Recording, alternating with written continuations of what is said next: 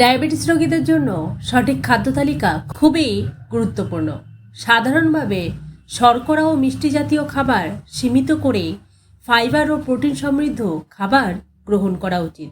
সেই সাথে রক্তে শর্করার মাত্রা নিয়ন্ত্রণে রাখতে কিছু খাবার এড়িয়ে যাওয়া উচিত। এবার আসি ডায়াবেটিস বা সুগার নিয়ন্ত্রণে কি খাবেন। 1. সবুজ শাকসবজি যেমন পালং শাক, বাঁধাকপি, ফুলকপি, ব্রোকলি, লাউ, কুমড়ো, গাজর ইত্যাদি। 2. ফল।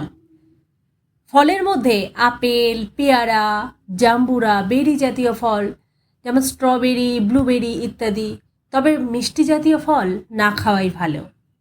3. গোটা শস্য। গোটা শস্যের মধ্যে যেমন ওটস, বাদামি চাল, বার্লি, কুইনোয়া ইত্যাদি। 4. প্রোটিন সমৃদ্ধ খাবার যেমন মাছ, মুরগি, ডিম, মটরশুঁটি, সিম ইত্যাদি, তবে রেড মিট এড়িয়ে চলাই ভালো। 5. স্বাস্থ্যকর ফ্যাট, অ্যাভোকাডো, বাদাম, বীজ, জলপাইয়ের তেল ইত্যাদি। অন্যদিকে কিছু খাবার আছে যা ডায়াবেটিস রোগীদের এড়িয়ে চলা উচিত। 1.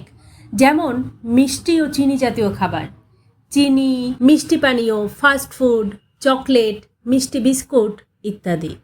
2. প্যাকেটজাত ফলের রস বা বাজারের ফলের রসের পরিবর্তে গোটা ফল খাওয়া ভালো। 3.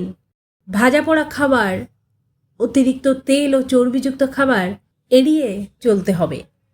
4. প্রক্রিয়াজাত খাবার যেমন ফাস্ট ফুড, প্যাকেটজাত স্ন্যাক্স ইত্যাদি বর্জন করা উচিত।